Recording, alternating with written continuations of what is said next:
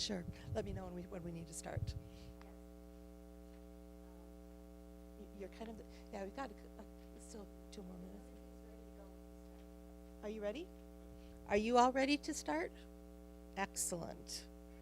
Well, good afternoon, everybody. Thank you for choosing to come to my session, also known as, well, they all went to listen to Nissan instead, which is fine, because that's a real important piece, is that whole idea of universal design for learning. And that's something to keep in mind as we talk about the state assessments this afternoon. My name is Eva Kubinski, and I am a member of the special education team at the Department of Public Instruction. You may have noticed that there's quite a few of us here today. This is called Bonnie being very good at getting DPI stuff to come and present. This is my first year presenting at this conference. I was supposed to be here last year, but had some health issues and was unable to attend, so I'm very excited to be here. And just to kind of let you know a little bit more about myself, on the team, I have various responsibilities, including issues around graduation and dropout of students with disabilities, the assessment, I'm the interim assessment contact on the special education team.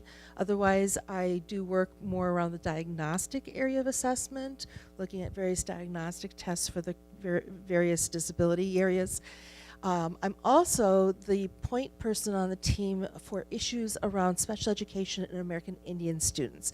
And that's because for about 10 years I worked at a federally funded technical assistance center, which supported what was at the initially called the Improving America's Schools Act, then became No Child Left Behind.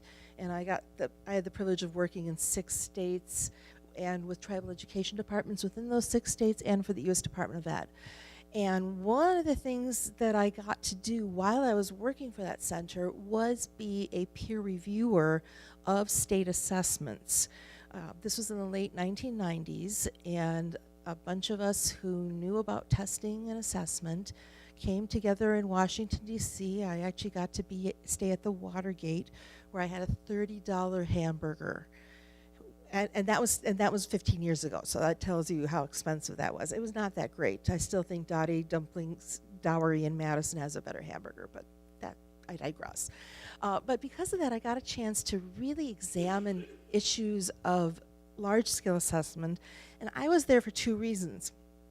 I was there because I had a special education background as a school psychologist, and I also had a background looking at English language learners, including American Indian students, which can at times be considered English language learners depending on what the languages are in their home and community where they grow up, even if they themselves are not speakers of another language. So one of the important things that I want you to keep in mind as we talk about assessments today is that whenever we're looking at an assessment, be it a large-scale assessment, be it a diagnostic assessment, be it a universal screener, we always need to look and see what was the purpose of this test when it was developed. The reason is sometimes people take tests that have been developed for one reason, but they use them for another reason. And that can kind of make things interesting. So we don't want to necessarily use a large-scale assessment to be our primary diagnostic instrument. We don't expect a diagnostic instrument to let us know how students are progressing. So it's really important, again, to look at what is the reason behind the assessments. Now, before we go any further, if I could just get a show of hands, how many of you are here as parents today? Okay. Teachers? Oh, you're giving up your Saturdays? That's so nice of you. I see a DPI person. She's hiding over there. the wonderful Laura Adams. I do have to tell you, every time I go to these conferences and see my colleagues from DPI present, I'm just blown away with the level of expertise that we have. And then I kind of go, why am I here? But again, I digress. So again, what we're talking about when we talk, or what I want to talk about today, is looking at what are the assessments that currently make up the Wisconsin State Assessment System. This has been a year of transition. We're moving from the Wisconsin Knowledge and Concepts exam and the Wisconsin Alternate Assessment for Students with Disabilities in the areas of reading and mathematics to new assessments in the areas of English language arts and mathematics. So notice we went from reading to English language arts. So we're going to be looking at more areas. We still will be looking at science and social studies in grades 4, 8, and 10. And those are being assessed either by the WKCE, Wisconsin Knowledge and Concepts exam, or the Wisconsin Alternate Assessment for Students with Disabilities. So even though we're not using the WKCE for our primary assessment, there's still pieces left because we do not currently have anything other than our regular model academic standards for social studies and science. We do have newer standards for English language arts and for mathematics, and that's why we have new assessments that are aligned with those standards.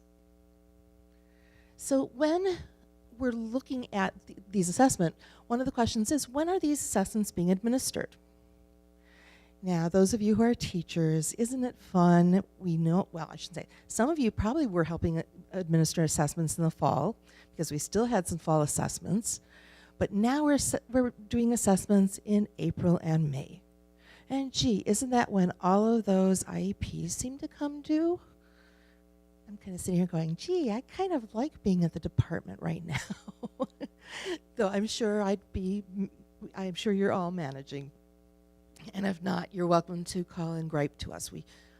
I used to do, just an aside, I used to threaten to do scream therapy sessions at conferences, but nobody took me up on those. So the big thing when we're talking about students with disabilities is, do we need to provide assessment accommodations? One of the things that we're really trying to do when we talk about universal design for learning is to get rid of those unnecessary roadblocks to a student's ability to learn. Some things are there that we can get rid of. We might be able to get the same idea across without using a highly complex word, maybe use one with lower complexity. Or maybe we can provide it in a different manner. Instead of having everything be in print, we might provide it auditorily. Or maybe we will provide it with both print and auditory information. If we do that, if we implement those universal designs for learning, then hopefully we're meeting the majority of the needs of our students, both with and without disabilities. But for those students where still there are some needs, that's where accommodations come in. And then this is the question I still am getting. Why do we have so many IEP forms related to the testing? And I confess I did not help develop those, but there is a reason for them. So when we're talking, again, what are the tests that are part of what we call the Wisconsin State Assessment System? So we have the Badger exam, 3 to 8. We have the ACT high school assessments, plural. We have the dynamic learning maps assessment, and that's for grades 3 through 11. And then, as I said before, we have the Wisconsin Knowledge and Concepts exam for science and social studies in grades 4, 8, and 10. And the Wisconsin Alternate Assessment for students with disabilities for science and social studies. Now, I did not include the Access. The Access is an assessment that looks at a student's English language acquisition. That is part of our state assessment, but that is actually for students who are English language learners. And yes, you may have students with disabilities who are also English language learners, but I'm going to leave that to others in the department to answer. So if you have some questions around that, you're welcome to contact Audrey Lasonic. I do believe I've included her contact information. If not, you can always contact me and I will help you get in touch with her. So this is a big issue. I still get questions. Well, which test should the student take? Which test will the student do best on? Which test will the student not be emotionally uncomfortable with? Well, those are considerations, but not considerations when it comes to choosing the test. We start with the question of what is the curriculum within which the student is being taught? That has to be the starting point. Unfortunately, we get so caught up in, which test should the student take? We get edicts. I've heard of principals saying, yes, all of our kids with autism must take the alternate assessment. All of our kids with learning disabilities, let's have them take the alternate assessment.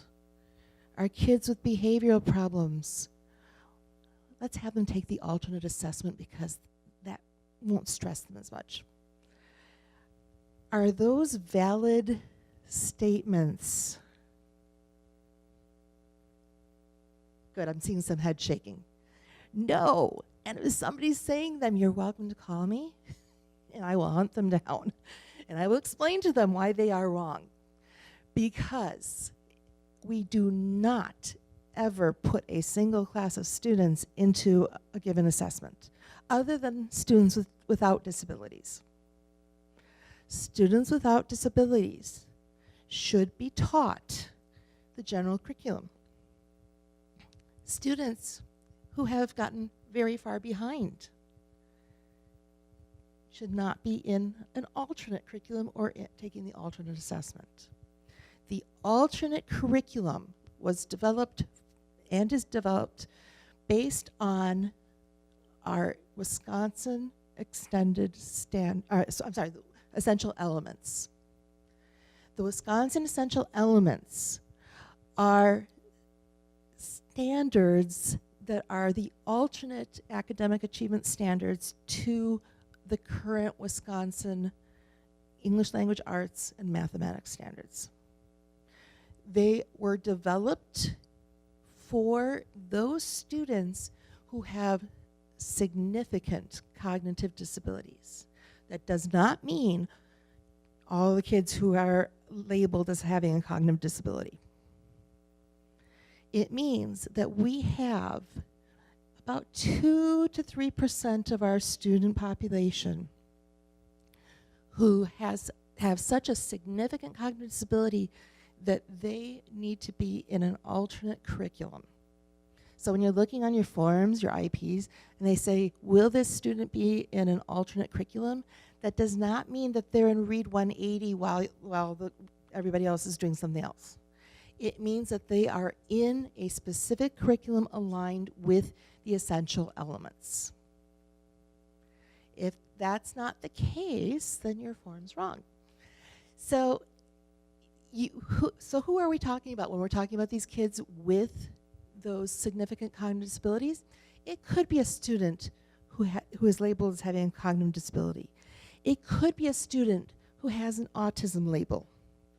It could be a student with a traumatic brain injury, and it could be a student who is other health impaired.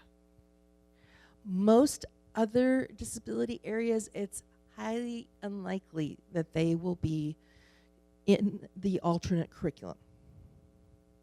So then, only those students who are being taught in the alternate curriculum will be taking the dynamic learning maps, which is our state alternate assessment. Every other student should be being taught in the general curriculum with accommodations and modifications as needed.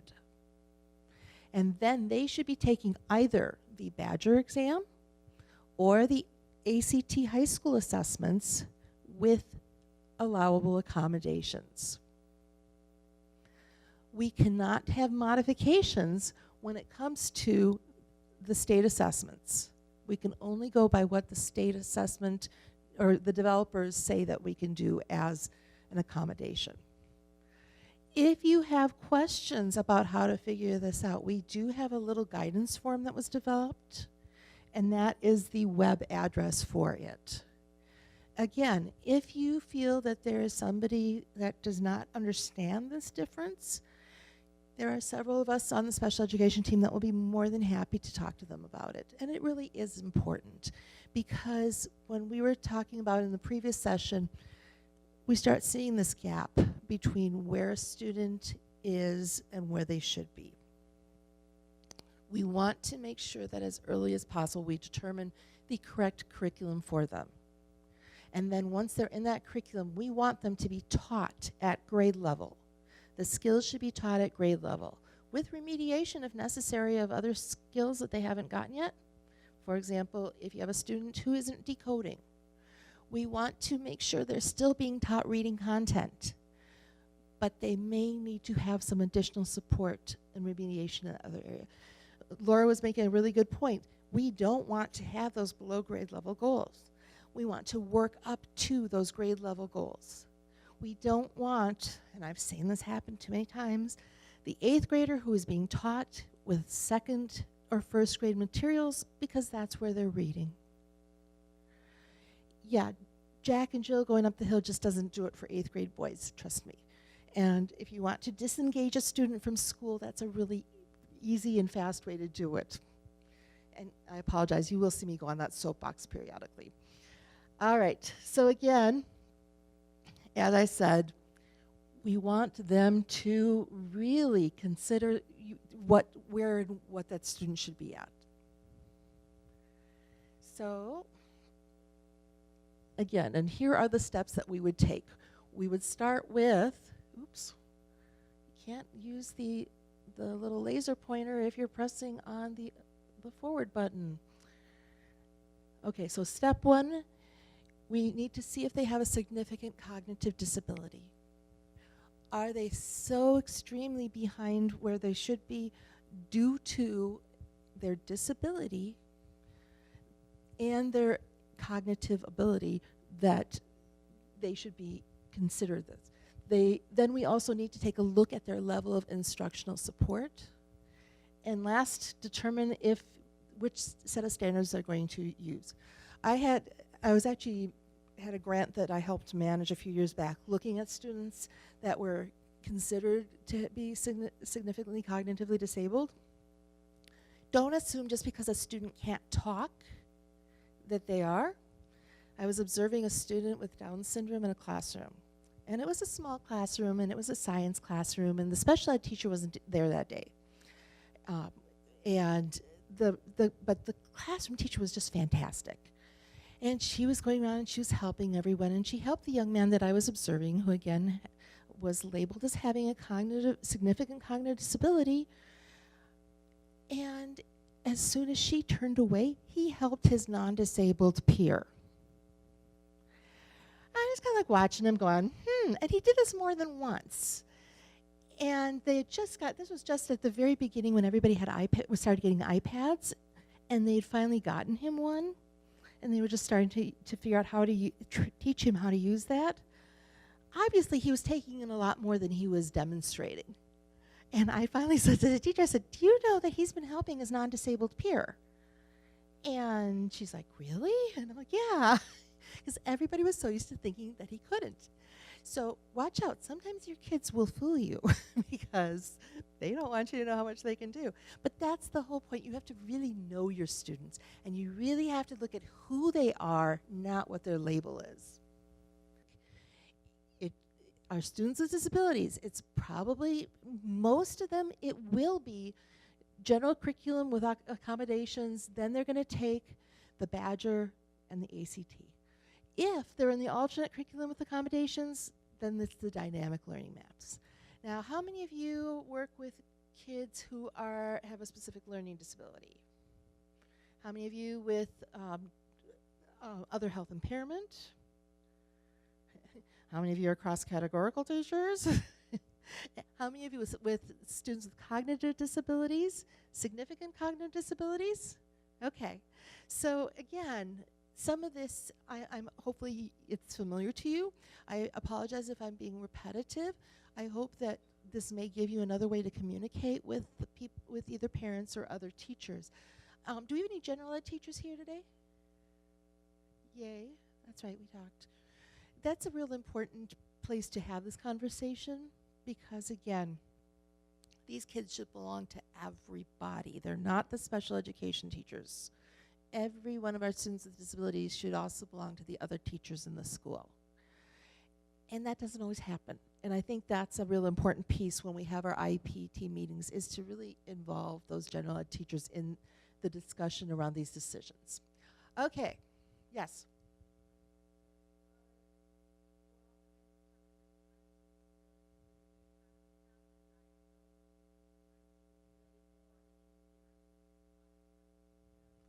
Right. Yep. And I agree, and I understand. And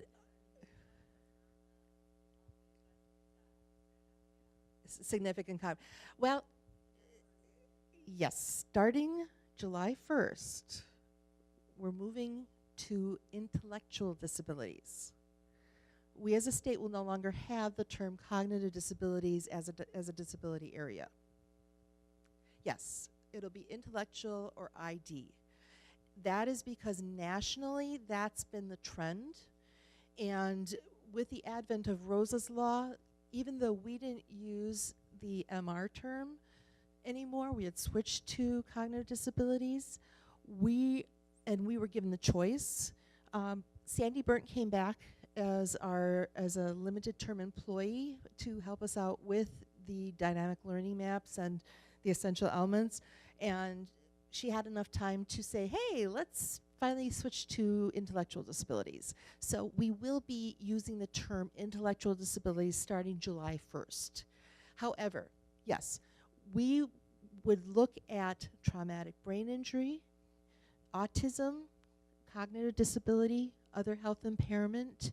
You might have a student who also has concurrent vision impairment, or deaf hard of hearing, or even deaf blind. You really, except in extremely rare cases, should not be seeing this with speech and language, specific learning disability, EBD. Unfortunately, we do, because that's one of the things that we take a look at, and we look at who's participating in the alternate assessment, and we've seen that. So if that's the case in your district, then it might be time to revisit the category that student is in, because we would not expect to see those students taking the alternate assessment or being involved in the alternate curriculum. And there is that confusion, especially around students with cognitive disabilities. So we do have a new cognitive disabilities, soon to be intellectual disabilities consultant, Molly Beaver. Molly is working with both myself and with Sandy Burnt as she becomes acclimated to the state level world of cognitive disabilities, soon to be intellectual disabilities. So feel free to call any of us, and we will be happy to talk to whomever might have some confusion. But if that's the case in the field, it really helps to let us know, because then we know we need to start doing more training around that. So thank you for your question. All right, so probably the one that's been the most in the news is our Badger exam, grades 3 through 8. This is the assessment that we developed as part of the Smarter Balanced Coalition, which is a coalition of states who have, I believe it was around 36 states, and all of these states decided that this was the way to assess the implementation of the, what are originally called the Common Core State Standards, and which are now our Wisconsin state standards in English language arts and mathematics. And the Badger exam, this is the first year that we're administering it. As some of you may have found out, just in the last 2 months, it's changed in terms of how long it was going to be, and when it was available to be used, and whether or not it was an adaptive assessment, or computer adaptive. all of those things, I believe, are still going to be coming back, potentially. But this is the world of assessment. And as Mary and I were saying, we live in interesting times.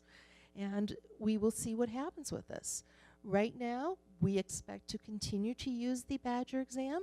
And we're looking forward to seeing what happens after this first assessment is completed, because the next step will be that they will be developing cut scores based on how our students do in the state and other states, and that will tell us what the different proficiency levels are. And then you, as district staff, will find out how your students did. Next year, that should go more quickly, but this year, this is part of what happens when you develop a new assessment. Unfortunately, we don't always tell you that, so it gets confusing when we say, oh yeah, it's a computerized test, so you should be getting the results back really quickly. And I even had a teacher say, well, I finished administering the test last week. Why don't I have the results yet? I said, well, we don't have cut scores. They're coming. They will be coming. We have really good, yes.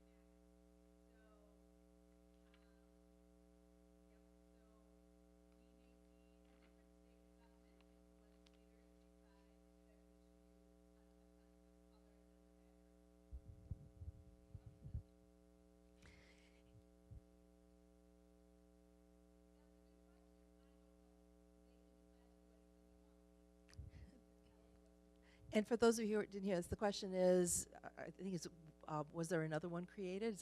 Was that the question?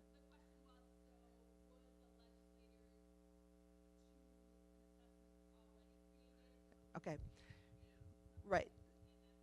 Right. So the question would be, would we be looking at perhaps an off-the-shelf test or something else?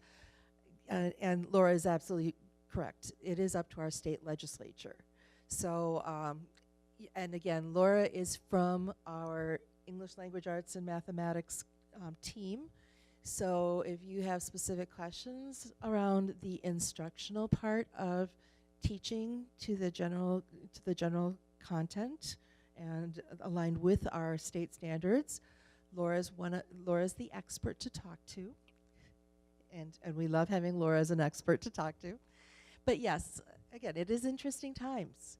But until then, I think it's really important to think about what this test does, and and how things went. One of the things that we do want to know is how it worked for your students. Were there things that made it more difficult? Were there things that made it easier? I know that that's the same thing for the dynamic learning maps, because we are part of the governing board for the dynamic learning maps and for the Smarter Balanced Assessment, and that means that we can say things and they hopefully listen to us at the national level. For those students that are in the general curriculum at the high school level, we are using the ACT high school assessments. And that includes the Aspire Early High School exam, and that's for 9th and 10th grade. We have then the ACT plus writing for 11th grade, and then the ACT work keys for 11th grade.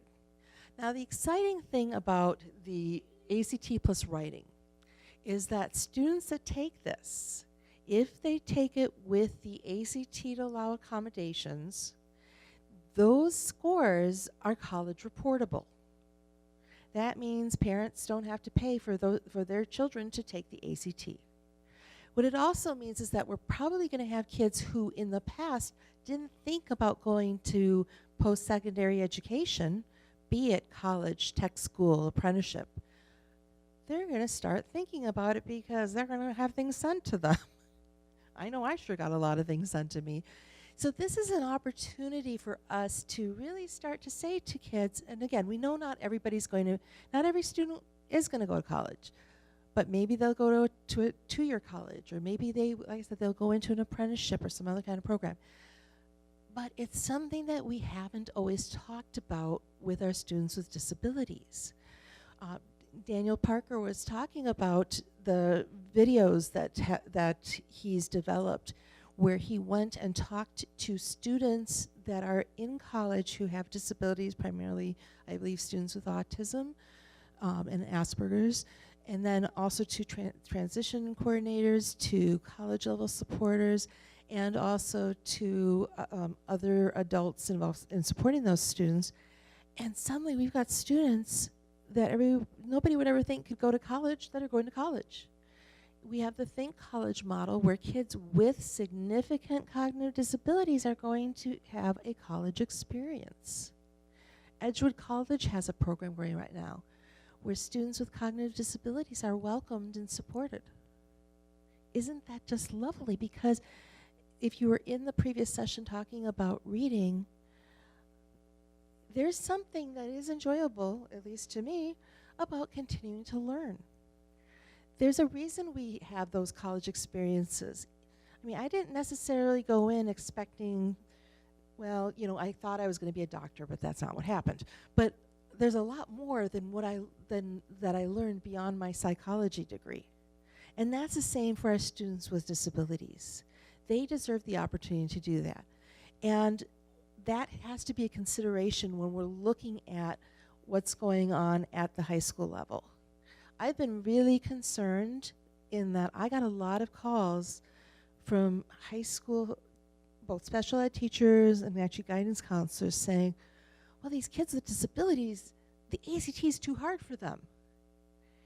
That really bothered me, because we're using this because we expect that if we're teaching the general content aligned to our standards, that we would expect those students to be able to take that test, and they should be taking that test. And when we say, oh, our kids with disabilities can't do that, we're lowering our expectations. And, you know, we're not just willy-nilly throwing these tests and standards at you saying, woohoo, go and fail. We expect that those students will be able to be successful. Now, again, they may need accommodations, but we're not just doing it to make their lives more difficult or make your lives difficult. Would we like to not have to do the tests as much as we do? Sure. But right now we have to do that. So if we're going to do it, let's get the most we can out of it and get our kids thinking about, well, what are we going to do? These can be tools that we use when we start thinking about transitioning our students out of high school into their post-secondary lives. So again, the early high school Aspire, it tells us what are they doing in terms of readiness in English, math, reading, science, and writing. And it's an online assessment. How many of you have kids with disabilities who are involved with using a computer for their instruction? I mean, are most of your kids doing that? No. That's okay. Do you see that happening down the road? So it isn't that. Because I know a lot of kids in the general ed setting who are using computers and tablets and other types of electronics. Okay. So this in some ways might be a more authentic way for them to be evaluated. But if our students with disabilities aren't, then it's really important that we start preparing them for that, so that when this happens, it's not something that's a surprise or out of the ordinary if they're taking this assessment. The ACT plus writing, again, these are going to be those multiple choice areas and an essay test that's looking at writing skills. I don't know about you, but I did not take the ACT, I took the SAT, but pretty much everybody that I know that went to college of some kind had to take one or two of these assessments. So again, what they've seen in other districts back before this was a statewide test, in districts where the district was using it as a district-wide assessment, they saw a real spike in the number of kids that applied to college and got accepted. So again, that's something that it'll be interesting to see what happens after these first few years of the ACT administration. And then the work keys, it's an applied skills assessment. And this might be something that helps your students as they go into the work world. There are lots of different areas that it looks like, and it's going to, this year it was a paper and pencil administration. Dynamic learning maps. How many of you have students that are taking the dynamic learning maps? And how many of you ran into glitches? Oh, you didn't? Okay, great. Yeah, there were a few glitches the first few weeks of the assessment. They have been working really hard on this assessment, and I know because I was one of the people that chased down a bunch of folks at a U.S. Department of Ed meeting many years back when we first heard about the opportunity to get funding to develop this test. And we were, again, because of that, one of the early supporters, coordinators of this dynamic learning maps assessment. The idea behind the dynamic learning maps assessment is that that a student has potentially different pathways to get to where they learn. So I may learn how to do one task one way versus another student may do it another way, but we still end up in the same place. But if we're only testing one way, we might not see that the other student is getting there. And our students with disabilities, we know they all learn in a lot of different ways. But we do tend to get them to certain points. And that was the idea behind the dynamic learning maps. There's two ways that states are using it. We are using it as a summative or kind of one-time final assessment, the way that we use the Badger exam. Other states are using it where they're doing embedded assessments throughout instruction throughout the year. So they're going to be testing multiple times and then bringing that all together to gauge how a student does. We chose not to do that just to try and keep some consistency. That may change. We're actually in the process of negotiating how we're going to do things. But the idea behind this is that we're going to try to get a better idea of exactly what students do and do not know. And then, as I mentioned, we still are using the WKCE and the WAA for science and social studies in those certain grades. Okay. How are we doing for time? We're till when? 3 or 2:45? Okay. And how are we doing time for video? Okay, good. All right, accommodations. Probably one of the more interesting parts of switching to these assessments has been trying to figure out what the accommodations are. Nissan's not here right now, but Nissan has actually been kind of right there on the cutting edge, checking with us as different accommodations are and aren't allowed. Because what we have now, because we have both that idea of universal design for learning and then also having the computer-based platform for some of these assessments, is that we have above and beyond accommodations, we have other kinds of supports. But always, as I said before, one of the things that's not allowed on the state assessments are modifications. An example of a modification would be where if we had a student who had difficulty with reading the reading test to them. That would be modifying what is actually being assessed and would invalidate the outcome on the assessment, unless it's something that's allowed by the test developer. So that's why it's so important to know what the test developer does and doesn't allow. When it comes to the Badger exam, we have 3 kinds of supports, or 2 kinds of supports, and then accommodations.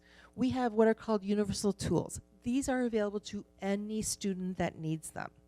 These are accessibility features that are available to those students based upon what they would like and what they select. We have embedded supports that may need to be turned on.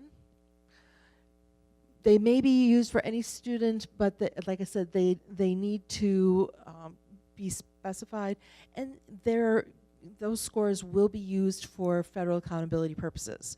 If you did a modification on an assessment, then that score would be invalidated and we would be able to use it. And then accommodations are changes in procedures or materials that again are done to help our students with disabilities have better access to demonstrating what they know, and will result in more valid results for those students. Those are only available to students with disabilities as determined by their IEP teams. One important piece to remember is that whenever you choose an accommodation for a student, just because it's allowed on the assessment doesn't necessarily mean that it's something your student should have, because it really should be that what the student needs and what's being provided to the student in their classroom instruction. And I'll give you an example of where that didn't work with one of the assessments. So again, the ACT high school exams have default embedded systems tools. They have open access tools that must be activated and are available to any student, but again, have to be activated for each student. And then accommodations for students with disabilities. And this is actually a screenshot of a page from the actual guide. And again, if you're involved in IEP teams for students that are taking this, if you don't have a clear picture of what that student needs, it helps to go back and review the guide and see how they define these various accommodations. The plus writing, again, this is where, because these are potentially college reportable scores, you have two different kinds of allowable accommodations. Those that are approved by the ACT testing folks, and the ones that are state approved or state allowed. State allowed accommodations will result in assessment scores that cannot be reported to colleges. They're only used for accountability purposes. So if you're planning on using an ACT score for your student to apply to colleges, be really careful about getting that approval for accommodations from the ACT folks and only using those accommodations. And then the dynamic learning maps. The way that the dynamic learning maps have been constructed, you really should see that the student has what they need within the assessment. This is really based on the PNP profile, which are I believe, student personal needs, and that's something that is used to, it's reported by your district assessment coordinator to the DLM folks, and that will be used as part of how they set up for each student. It helps, there's information in it that helps determine where they start the testing and what kind of supports they might need. Now, when they were doing the pilots I believe it was last fall, there were a couple of teachers who decided that if one accommodation was good, why not let the student have all of them? And what they got was a screen that that they could see nothing on, because they had reversed the lighting and they'd done something else, and it was basically just a black screen. So sometimes more accommodations aren't better. So they've tried to make sure that that won't happen again, but again, just because it's allowable, it's not necessarily what's going to help your student. There is what they call the KITE system that scores all of the information about a given student and then uses that information to determine where the student starts and which testlets the student is given during the administration. And that's kind of this idea where you take a look and see what the student can do at the various levels, and then they start the student at the best estimate of where the student is. So you might see a student start at the distal precursor level, which is kind of like the old basic. It isn't exactly, because they haven't done cut scores and we haven't done all that alignment, but this is what they're calling it. So let's say that you started at the distal precursor level, but the student wasn't successful at that level. Then the next set of testlets would be at a lower level. Again, trying to see each testlet will be chosen based on how the student does. which is why one of the more difficult things about the dynamic learning maps assessment is that you can only administer, I believe, one set of tests in the morning, one in the afternoon, because it takes time for the computer system to figure out what the next set is for that student. But the hope is that by doing this, we're going to get a really much clearer picture of where that student is. Okay, these are all the different forms that might be used in an IEP for your students' assessments. Now, really, what you're going to do is you're going to say, you're going to fill out whether or not they need to participate in the alternate assessment. Then you will actually fill one out for each assessment that they might be taking. But it does make our IEP pages longer. Hopefully you've got them electronically, not like back in the day when I first started where we had carbon copies that we had to be really careful how we printed so that every page was legible. But there are quite a few of these.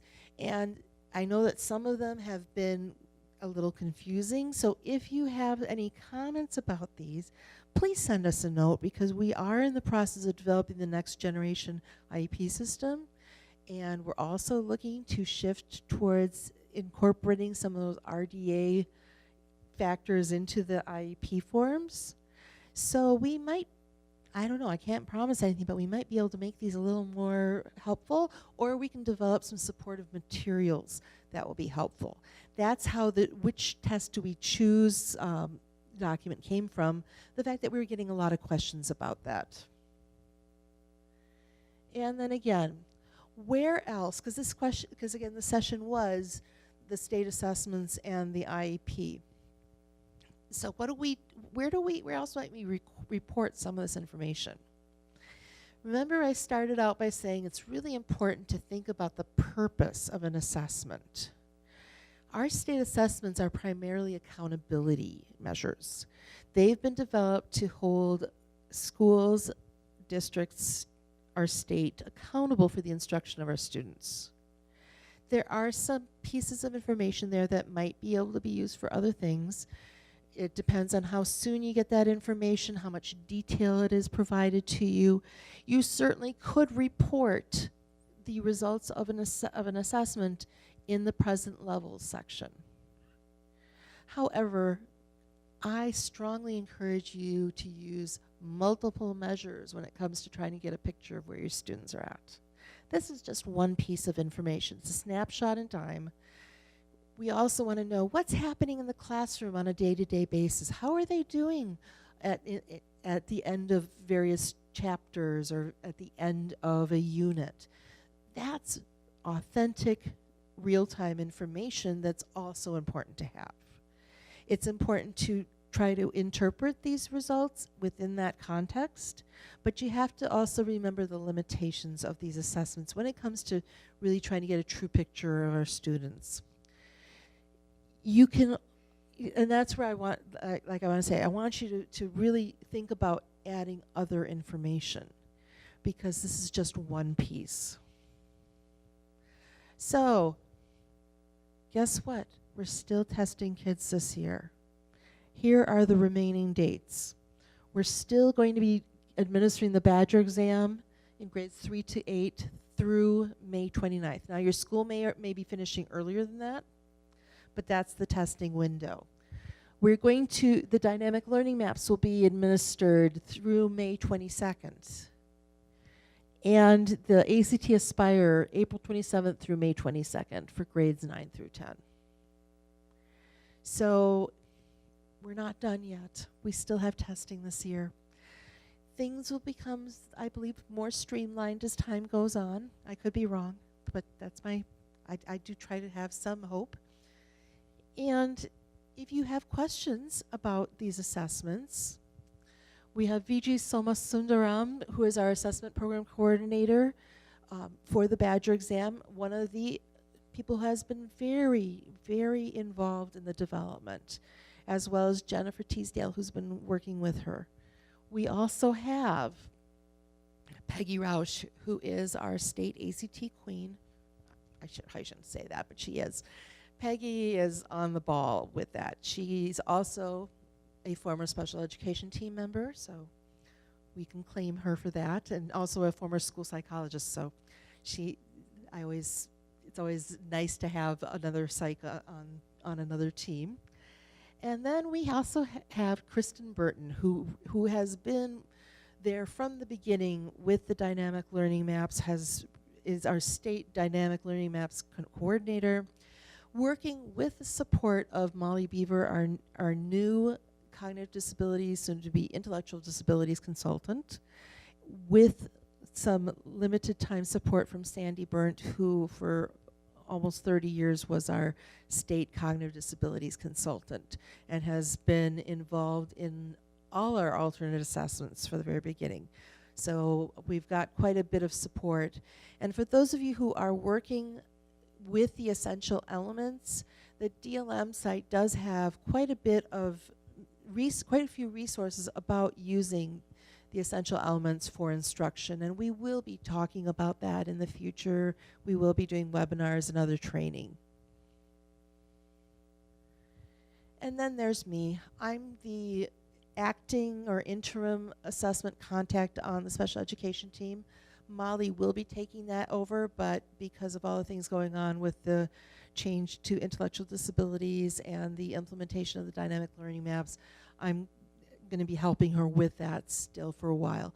But you're welcome to contact any of all of us. We're very good at sending you to whoever can answer your question and hopefully give you some support if you need it. But thank you again for taking the time to come to this session when I know there were other ones, including Nissan's Universal Design for Learning session, which is also very good. But I appreciate that you took the time to be here.